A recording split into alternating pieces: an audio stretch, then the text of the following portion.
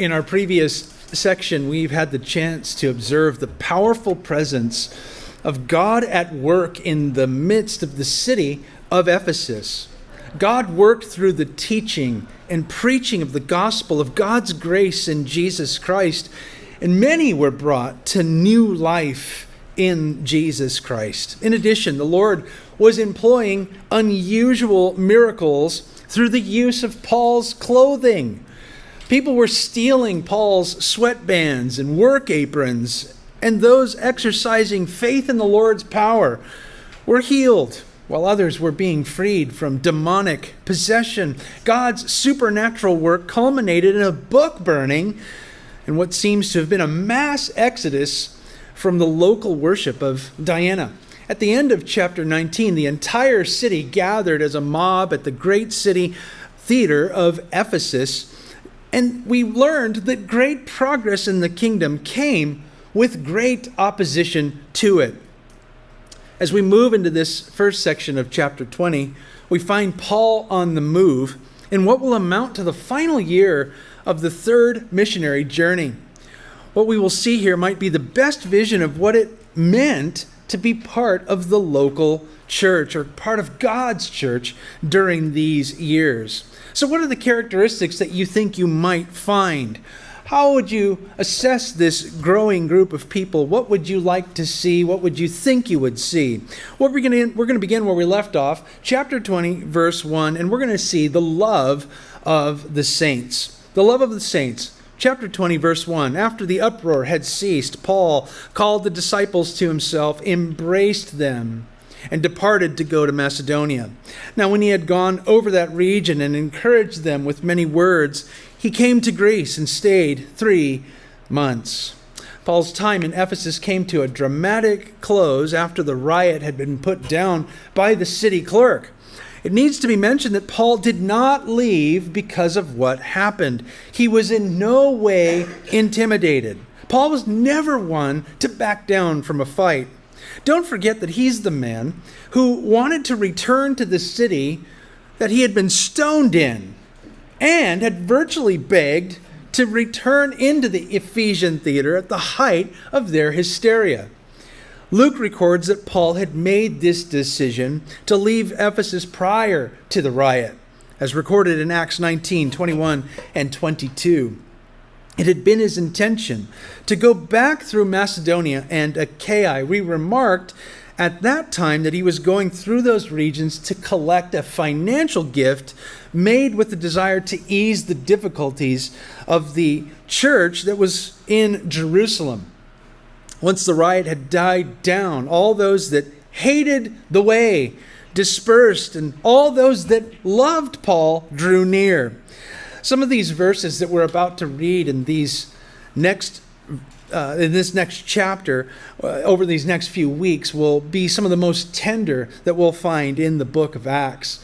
Jesus called the disciples, Paul called the disciples, the ones that he trained personally to himself, and embraced them. Paul's love for them was publicly demonstrated, and it ran deep in his heart. These were not merely students, but younger brothers and sisters in Christ. What a difference the Lord makes in a person.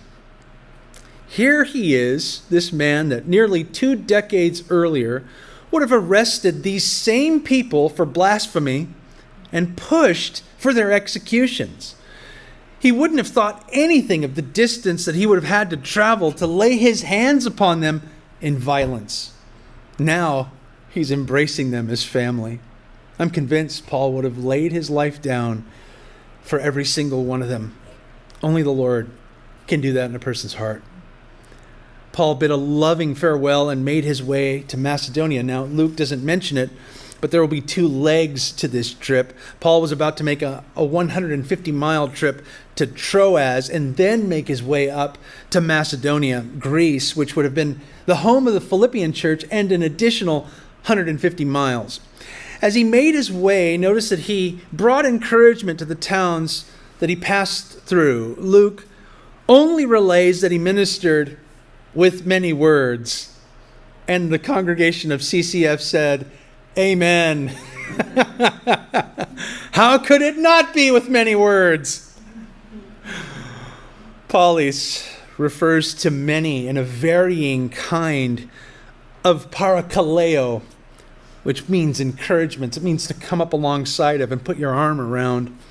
Every congregation receives specific kinds of encouragement tailored to their needs at that given moment. And while we wish that we knew the specific contents, the important point is that Paul was an instrument of the Lord's, and in every place that he went, everywhere that he served, those who were served left encouraged, built up.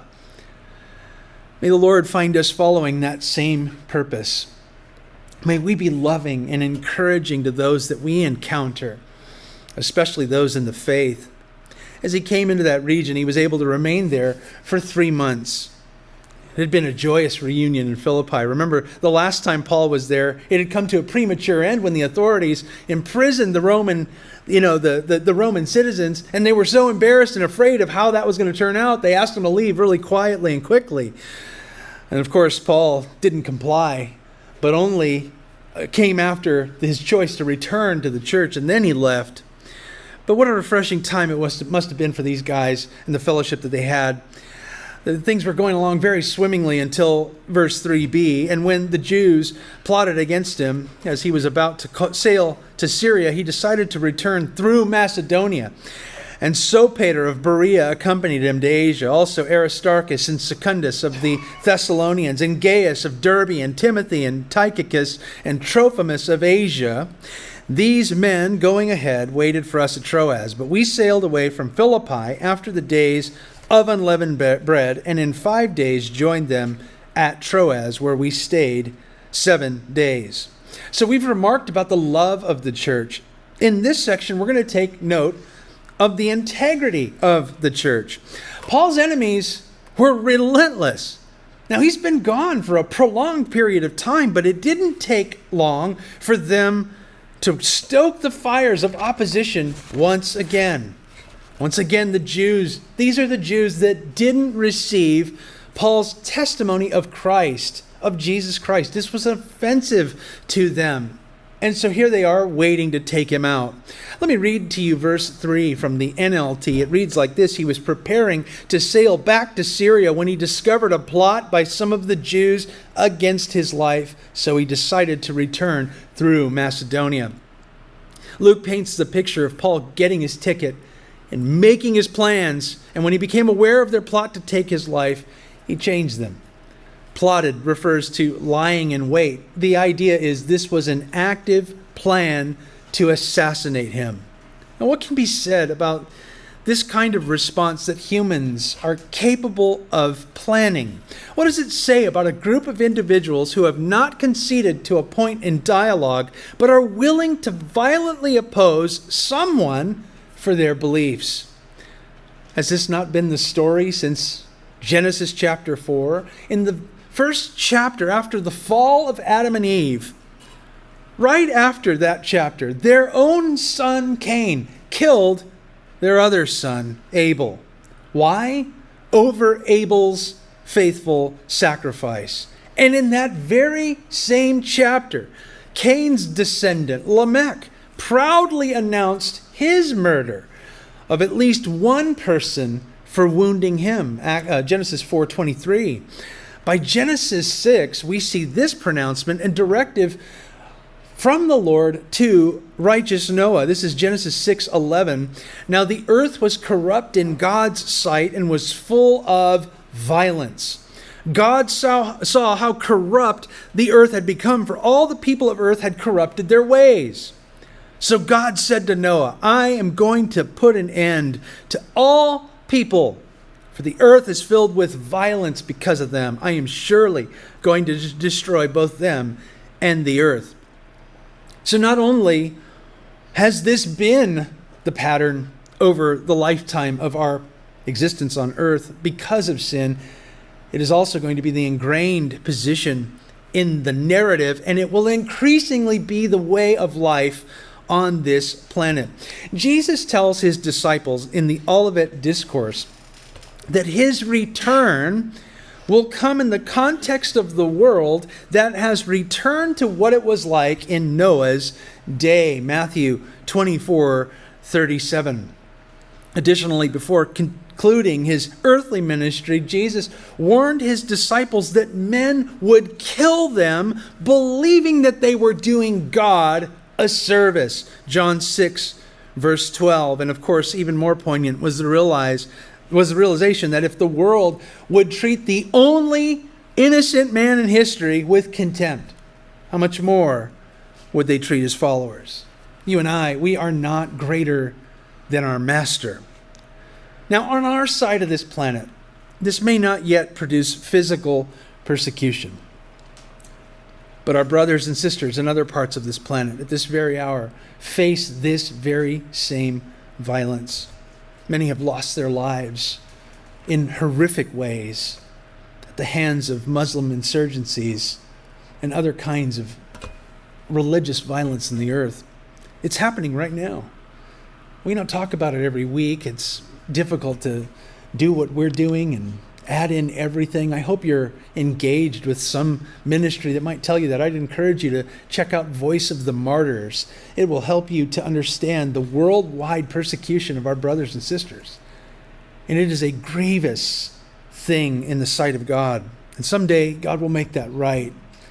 God promises that that's the case. What's difficult is for us on this side of the planet, because persecution to us looks like someone canceling us or defriending us on Facebook. It's difficult for us to understand what real persecution is. But that's been the story, and it continues to be the story. Now, Paul might have been the object of their hate, but it's the gospel that truly draws this response out of people today. Luke doesn't tell us how Paul came to discover their plan, but he did not seek to engage them or to allow for their plans to go against him and flourish. Paul's enemies lay in wait for him to sail to Syria, so he changes his plans, not because of his fear, but because of the mission that he was on to deliver funds to Jerusalem. I hear Paul saying this: "You can't kill me right now. I'm on a mission for the church. Kill me next week when I'm done." He didn't have time for their threats. So he makes his way back toward Philippi with a whole host of friends in tow that had been commissioned to this task. Turn with me, if you will, to 1 Corinthians chapter 16. 1 Corinthians 16, it is a chapter that our Thursday night study will get to. Maybe by the end of the year, we'll see. But Paul is addressing the Corinthians about the gift that they had planned to give with these instructions. This is 1 Corinthians 16, 1 through 4. Now, concerning the collection for the saints, these are the Jerusalem saints, as I have given orders to the churches of Galatia, so you must do also. On the first day of the week, let each one of you lay something aside, storing up as he may prosper, that there be no collections when I come. And when I come, whomever you approve by your letters, I will send to bear your gift to Jerusalem. But if it is fitting that I go also, they will go with me. Paul's heart was for the Gentile churches to support the struggling church in Jerusalem. Paul outlines their reciprocal heart in Romans 15, 25 through 27. This had not been Paul's idea. This had been the Gentile church's idea. It was their determination to share their material things with the church that had shared their spiritual things. God's churches found this to be a fair and blessed exchange. Now notice Paul's heart. They were to be in charge of the collection on a week-by-week basis. Everyone was to lay something aside according to what they could. All Paul was going to do was pick it up in order to deliver it. Paul wasn't coming with an additional plea. He wasn't going to deliver a series of impassioned messages in the hopes of increasing their offering 100-fold. He was just going to pick it up for delivery. He was just the mailman. That's all he was doing. And as a matter of greater accountability, the churches were also to provide letters of authentication to those that would bear the gift to Jerusalem with him. In other words, this is certified money that belongs to another group of people. This is not stolen money. 8 men would take the responsibility to deliver this sizable gift to the church in Jerusalem. Now, they would travel this way for safety's sake. They're carrying a lot of money. So it's important for them to have each other to travel with. Of course, it's also a great time for fellowship, but they're there for each other's safety, but they're also there for accountability, so that nobody could look at the church and say, look, they're stealing money from somebody, or they're taking more, or whatever, they're taking something out of. This was for that sake. And look at the churches that are represented here. Sopater was a Berean. He's mentioned by Paul in Romans 16:21 as his countrymen. Aristarchus, a Greek, was one of Paul's traveling companions. We'll find his name later again in the book, then again, later again in this book rather, and then again in Colossians and Philemon. He and Secundus were Thessalonians. Gaius was the host and probable leader of the Corinthian church, according to Romans 16:23. Timothy, you guys know who that is. He's from Lystra. And Tychicus and Trophimus were both from the church of Ephesus. Much is said about Tychicus. In fact, we read about him this morning. That's why we read Ephesians chapter 6. Listen to how Paul talked to him. He was a beloved brother and a faithful minister in the Lord. Paul says this twice to the Ephesian church as well as to the Colossians. Let me tell you something. Is there a better endorsement than that? If Paul says about you that you're a faithful brother and a faithful minister in the Lord, that says a lot. Sometimes we say, consider the source. This is a good source. So we have a great man in terms of Paul's eyes. And I'll tell you what, when you are a beloved person in the Lord and you faithfully execute service in his name, there's nothing higher than that. That's the highest rank you can get in the church. Later in Paul's life, when he was unable to travel due to imprisonment, he had to choose someone to send Timothy. Guess who he chose? Tychicus. 2 Timothy 4:12. Another ringing endorsement for what kind of man this is. And finally, regarding Trophimus, the Ephesian, he will be traveling with Paul to Jerusalem and will be a source of trouble when the Jews assume that Paul brought him into the temple. We'll find that in Acts 21:29. Additionally, he's often the subject of some rebuke to those who hold to prosperity teaching. Later, Paul will have to report to Timothy that he had to leave Trophimus in Miletus as he was too sick to travel further. 2 Timothy 4, verse 20. The prosperity doctrine wants to know, why didn't you just send him a handkerchief? Why didn't you just send him one of your aprons? Why don't you just, pray and say words over him and declare his destiny? Well, Paul didn't do that because Paul can't do that. Nobody can do that. I always find it funny that you never find a faith healer at the hospital. Just be like, why aren't you there 24 hours a day? Why don't we empty the hospital? See how good you're doing. Somehow that doesn't work. Anyway, each one of these loyal disciples accompanied him to Troas. That's the port city of Turkey's western edge. Paul remained a little time later and then sailed to meet them in Troas. You can tell that the sailing was a little bit more difficult this time because it took 5 days to cross this passage versus the 2 days it took to get them onto European soil back in Acts 16:11.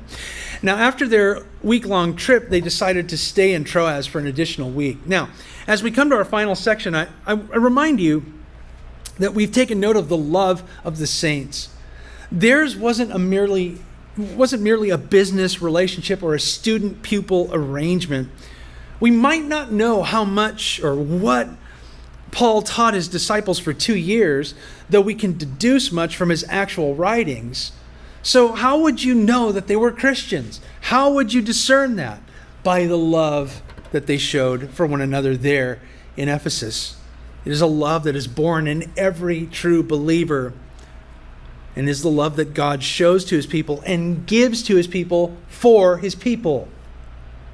A lot of times we say we love the Lord, but we don't love the ones that we see who are in the Lord. John, the apostle, says that doesn't make any sense. Your love for the Lord issues in your love for his people.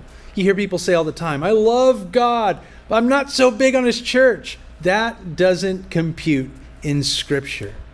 To love the Lord is to love his people. And it's not your love, it's his love that's in you that's a proof that he's actually in you. By the way that you love his people, by the way we love each other.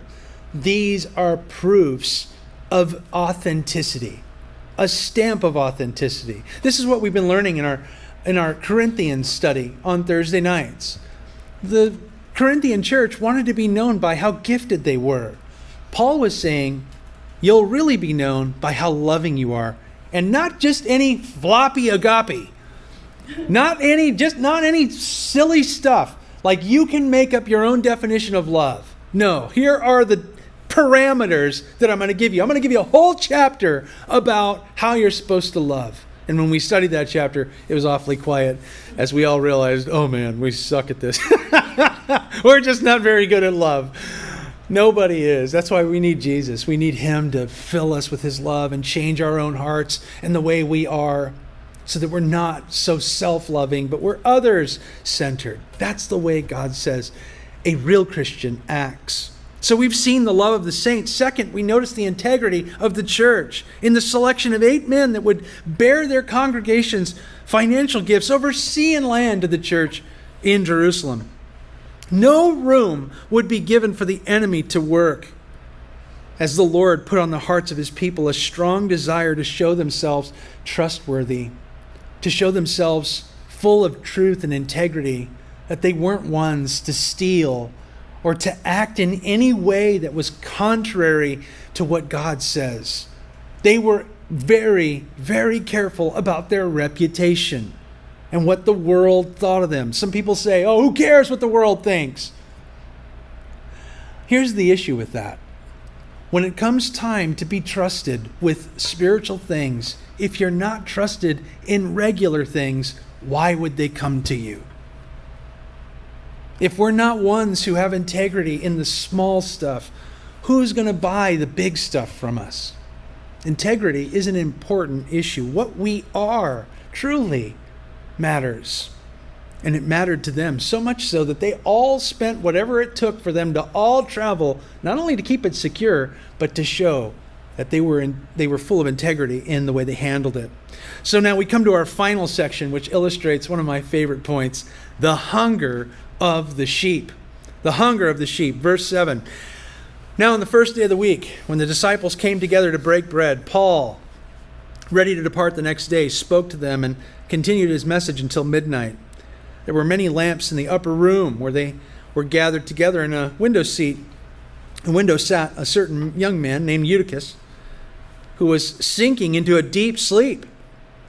He was overcome by sleep. As Paul continued speaking, he fell down from the 3rd story and was taken up dead.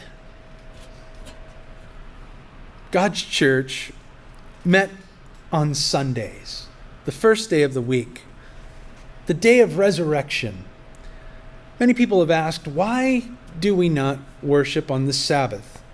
Or did the church change the Sabbath? The Sabbath has remained the same. The Sabbath has and will always be Saturday in the minds of the Jews. The first day of the week, their Monday, is our Sunday. That's the way it's been. The church has always done it this way. One person said this was quoted by Skip Heitzig this last week when I was listening to him. The Sabbath marked the end of God's work in creation. The resurrection marked the end of God's work in redemption. This is why the church, on the whole, meets on Sunday. Paul was traveling and about to be ready to leave the next day. You might think that he could have taken the night off. I mean, if you've ever traveled, traveling is satanic. It's a terrible thing to have to do. to have to get ready and remember all these things. And you don't even think about the stuff that you really need. Like everywhere I go, I need to have milk. I've got to have a thing of milk before I go to bed. It's just my thing. That and a little piece of dark chocolate.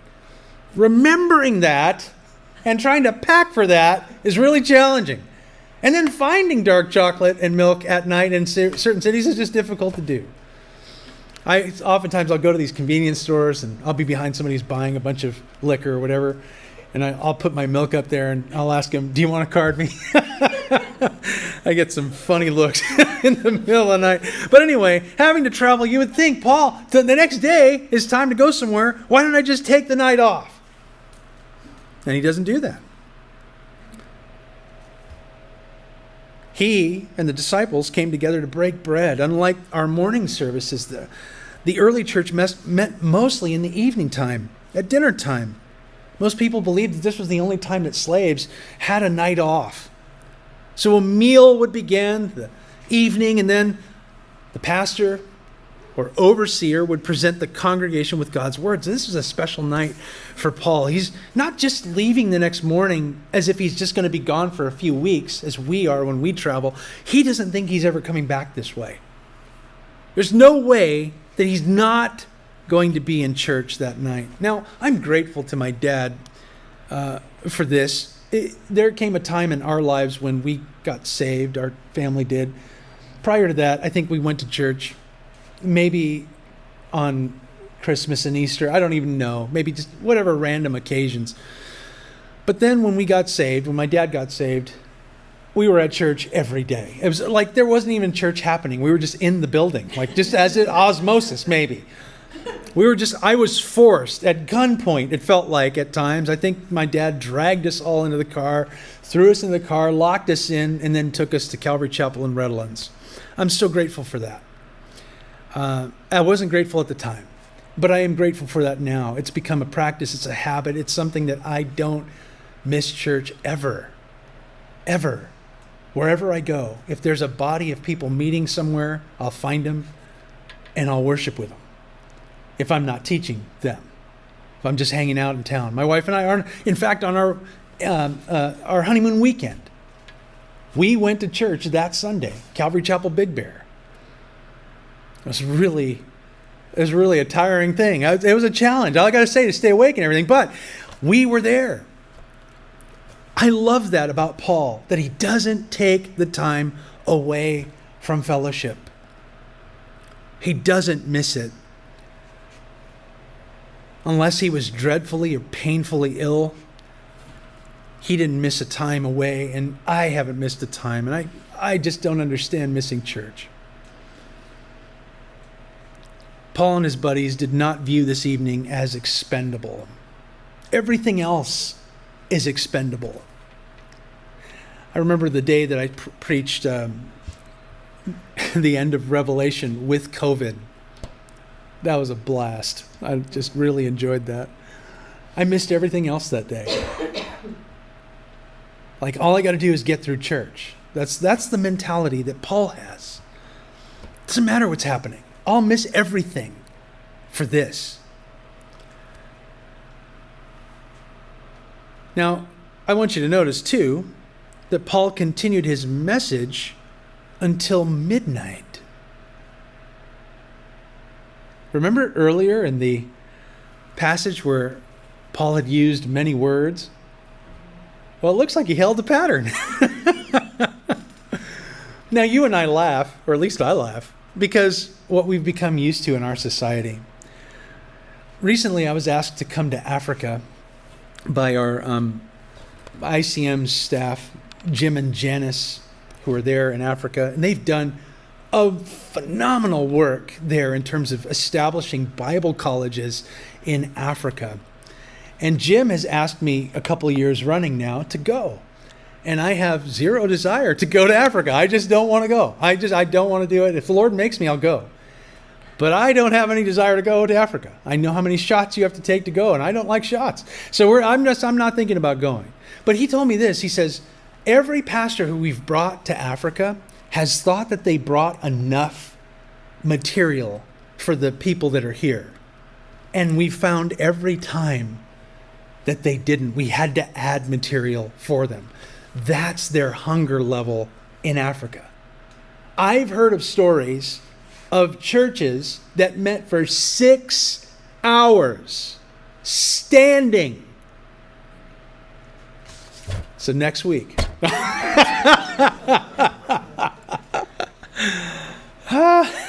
Could you imagine? 3 hours of worship, 3 hours of teaching. Here it'd be 1 hour of worship, 4 hours of teaching, and another hour of prayer. I don't know. 6 hours. What a night this was. Now we think that it's all about Paul, but it's not just about Paul.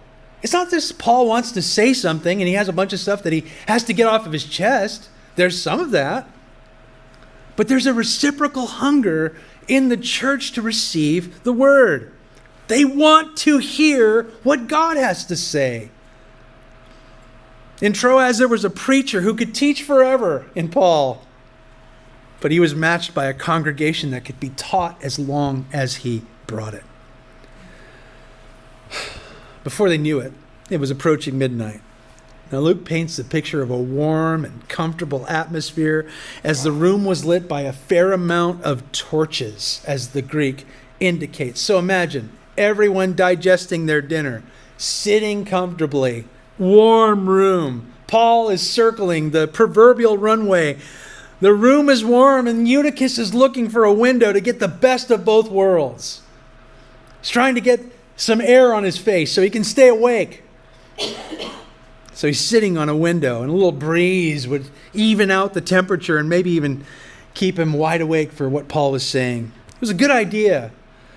But Eutychus, whose name, by the way, means fortunate, found out he was battling something he would not be able to win. Deep sleep in the original is related to the kind of sleep that you have in the middle of the night. You know, that kind where they wake you up and you have no idea where you are, why you are, or even what you are. Whatever dream you were having, hey, what's happening? You always startle. It's that terrible feeling.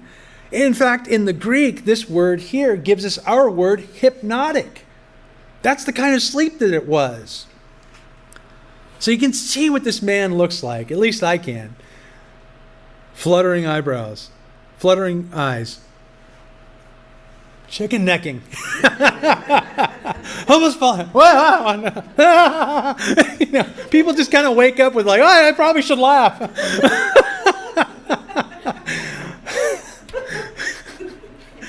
Man, I tell you what, I don't blame anyone. If there's something about Sunday that's different than any other day.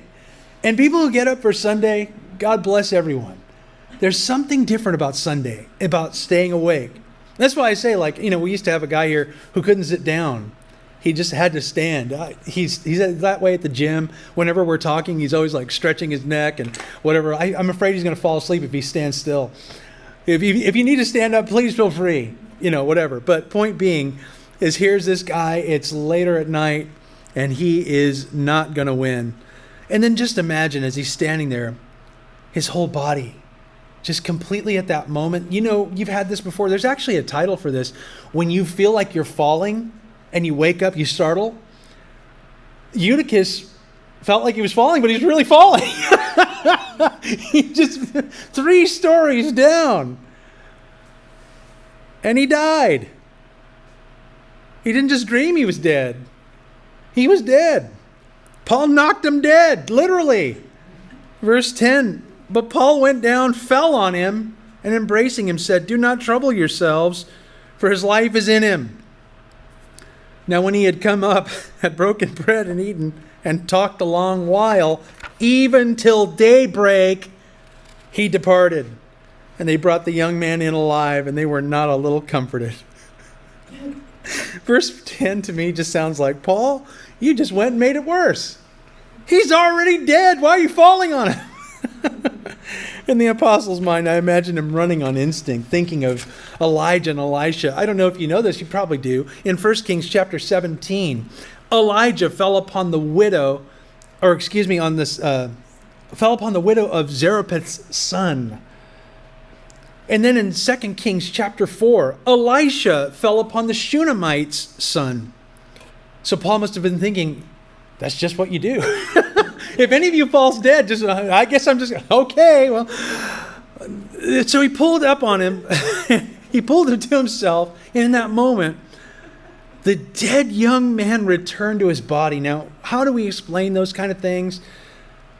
The Jews believed that for 4 days after you died, 3 days after you died, your body hovered, or your spirit hovered around your body. This is why when Mary and Martha are calling Jesus, he waits an extra day on the 4th day. That's when Martha says, oh, don't raise him, he stinks. Like, what a sister. But anyway, the 4th day, oh, it's too long.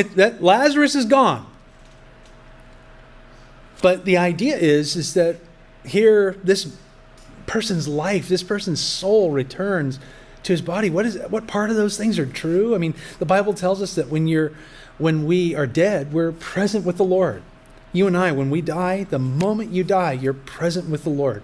You, who you actually are, your spirit, your soul. Some people would equate them as the same thing. We don't know. But when we die, the moment it happens, we see the face of Jesus, and we're there in his presence. So I don't know what happened to this kid, Lucky, good old Lucky. He gets to see Jesus hang out for however long. No time in eternal state. How long was he in heaven before Jesus says, sorry, you got to go. Sends him back.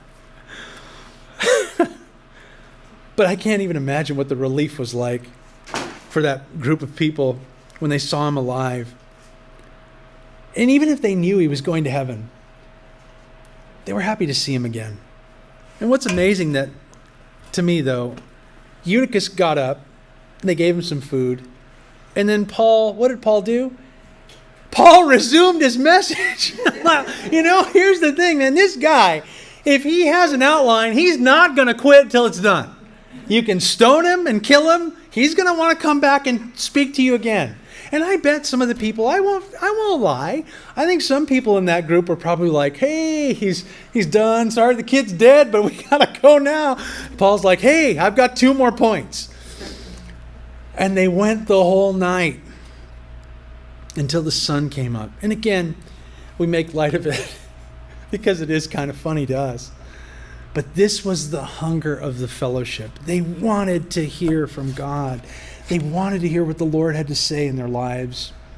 They wanted to hear from this man that had been instrumental in either their founding or at least somehow maybe secondhand through the founding of their church. We don't know. But when Paul left, the entire group gave thanks for the sleep that they were all going to have to get the next night. But they also thanked the Lord for Eutychus' life and the power of God's presence and his word. So our passage has led us to the following portrait of the church. Its people loved one another.